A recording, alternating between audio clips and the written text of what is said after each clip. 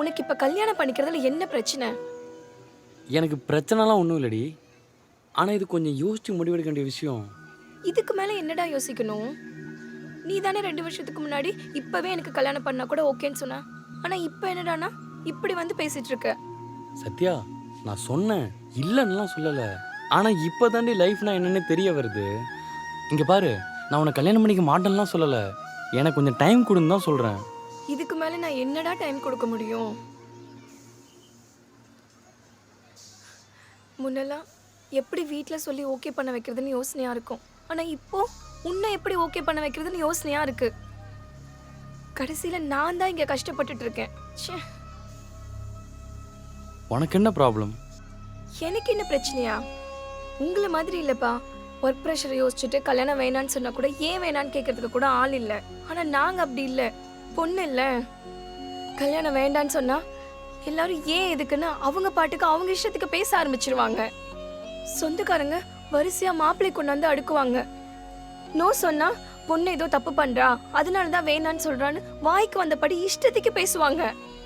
உனக்கெல்லாம் இது சொன்னா கூட புரியாது. சத்யா, இப்போ நான் என்ன பண்ண சொல்ற? எங்க வீட்ல தான் உன்னை வந்து பேச சொன்னாங்கல்ல. ஒரு தடவை வந்து பேசலாம்ல.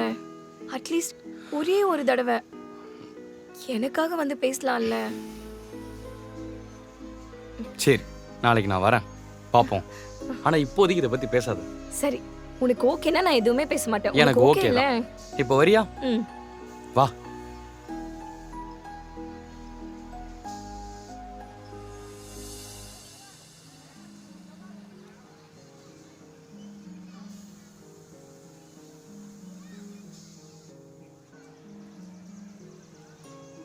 இன்னும் என்னடா யோசிச்சுட்டே இருக்கு?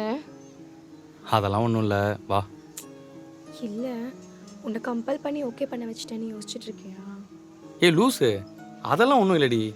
நான் என்னை பற்றி யோசிச்சுட்டு இருக்கேன். உன்னை பத்தி யோசிக்கிறதுக்கு என்ன இருக்கு? கடன் இருக்கு சத்யா, அளவுக்கு அதிகமாகவே. அதெல்லாம் எப்படி காட்ட போகிறேன், எப்படி ஹேண்டில் பண்ண போகிறேன்னே தெரில. ஹே, இங்க கடன் இல்லாம யாரு தான் இருக்கா சொல்லு? உனக்கு ஒண்ணு தெரியுமா? அப்பா அம்மாவை கல்யாணம் பண்ணிட்டு வரும்போது அவர்கிட்ட ஒண்ணுமே இல்லை. ஆனா கல்யாணத்துக்கு அப்புறம் தான் எல்லாமே வந்துச்சு.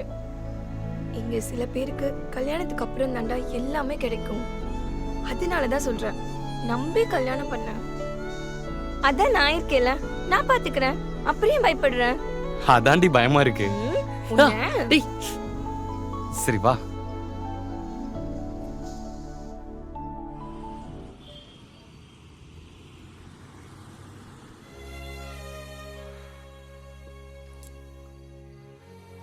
மாப்பிள, என்னடா ஒரு மாதிரி இருக்க, என்னாச்சு? இல்லை மாமா, ஒரே குழப்பமா இருக்கு.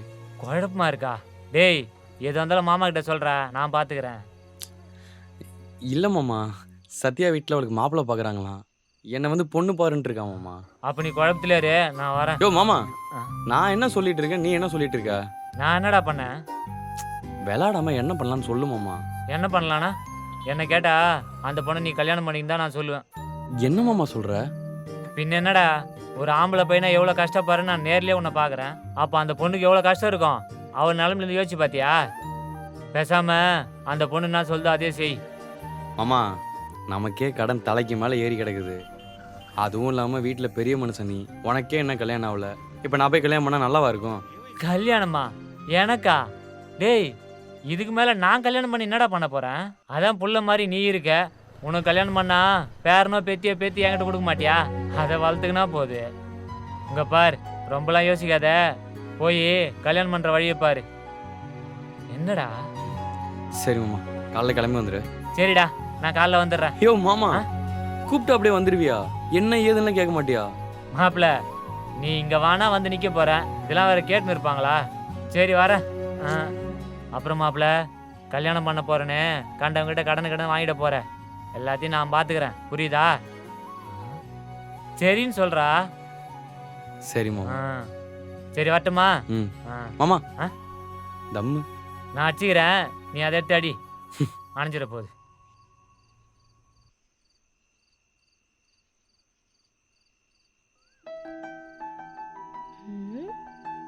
என்ன பண்றான்னு கேட்போம்.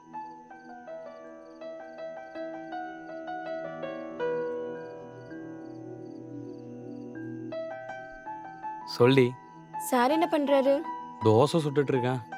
எனக்கு ஏய், எனக்கே எங்க தோசை ஊத்த ஒழுங்கா வர மாட்டுது. இல்லை உனக்கு வாரியாக்கும். போடி.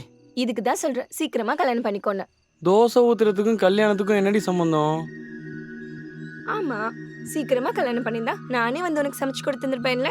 தோசை சுட்டு கொடுப்பேன்னா உடனே கல்யாணம் பண்ணிக்கலாம். எனக்கு ஒன்றும் பிரச்சனை இல்லை. அப்புறம் மார்னிங் கரெக்ட் டைம்க்கு வந்துடுடா, லேட் பண்ணிடாத. ட்ரெஸ் கூட ஃபார்மல்ஸ் போட்டுக்கோ, ஹேர் கட் பண்ணி ட்ரிம் பண்ணி நீட்டா வாடா. ஏய், எதுக்குடி இவ்வளோ கண்டிஷன் போட்டுட்டு இருக்க? உனக்கு பிடிச்சதான் நான் லவ் பண்ணேன், அப்புறம் எதுக்கு இதெல்லாம்? இல்ல சொன்னேன், எல்லாரும் இருப்பாங்கல்ல, அதனால தான் கொஞ்சம் நீட்டா வான்னு சொன்னேன். அதெல்லாம் தாண்டி எங்க அத்தை வேற இருப்பாங்க, அதனால தான். அப்புறம் அவங்க ஏதாவது சொன்னாங்கன்னா நீ வேற கோச்சுப்ப. உனக்கு வேண்டான்னா போ, ரொம்ப தான் ஓவரா பண்ற. சரி விடு, நான் ஏதோ டென்ஷனில் பேசிட்டேன். இப்போ எதுக்கு நீ டென்ஷன் ஆகுற? என்ன பாரு எவ்வளோ ஹாப்பியா இருக்கேன்னு. உனக்கு என்னப்பா டென்ஷனு? நான் தானே வந்து உங்கள் அப்பா கிட்ட பேசணும். அவர்கிட்ட வேற வந்து என்ன பேசுறதுன்னு நினைச்சாலே பயமா இருக்குடி. லூசு, உனக்கு எதுக்கு டென்ஷன்? நீ என்ன இங்க வந்து ஸ்பீச்சா பேச போற? என்ன பேசணும் எப்படி பேசணும்னு சொல்லி யோசிச்சு பயப்படுறதுக்கு. உனக்கு என்ன தோணுதோ அதை வந்து பேசு, ஃப்ரீயா விடு. எதுக்கு இவ்வளோ டென்ஷன்? மேடம், இந்த மோட்டிவேஷன்லாம் நீங்கள் நல்லா தான் தெரியுங்க. நாளைக்கு பார்ப்போம் என்ன நடக்குதுன்னு. பாப்போம் நாளைக்கு வந்து என்ன பண்றேன்னு. சரி, எதையும் யோசிக்காம சீக்கிரமா சாப்பிட்டு படு. காலையில நேரத்துல எழுந்துச்சாதான் முகம்லாம் ஃப்ரெஷ்ஷா இருக்கும். நேர்ல வா, பாத்துக்கலாம். வச்சிட்டுமா? சரிடி, பாய்.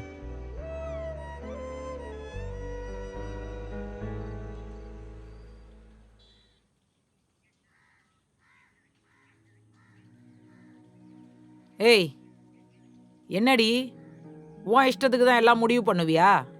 ஏன் அத்தை, யார்கிட்ட கேட்கணும்? என்ன வாய் ரொம்ப தான் நீளுது? ஐயோ அத்தை, உங்ககிட்ட யாராவது எதிர்த்து பேச முடியுமா? சும்மா கேட்டேன். ம், அந்த பயம் இருக்கட்டும். வாங்க வாங்க வாங்க, வாங்க மாமா. உட்காருங்க. சத்யா, அவங்க வந்துட்டாங்கம்மா. இதோ வரேன்பா. ஏய், அண்ணன் கூப்பிடுறாரு, வா. தலைய குனிஞ்சிட்டு அடக்க ஒடுக்குமா வா.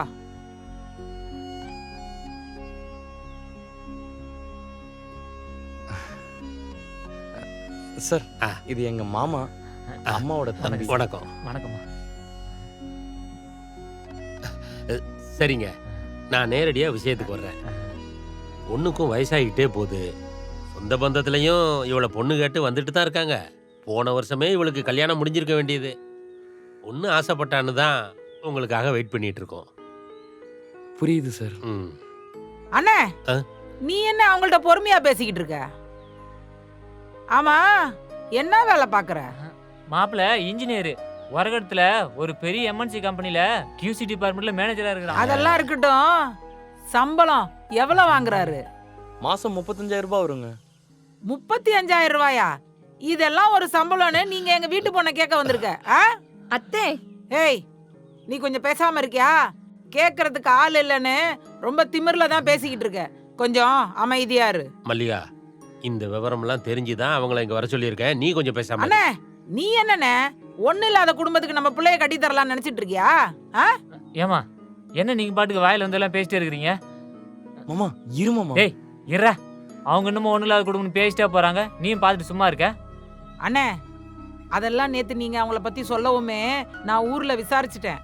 அவங்க அம்மா ஊரை சுத்தி கடன் வாங்கி வச்சிருக்கிறாங்க. அந்த கடனை கூட இந்த பையன் தான் கட்டிக்கிட்டு இருக்கானா. சொத்து பத்துன்னு ஒன்றும் கிடையாதானே.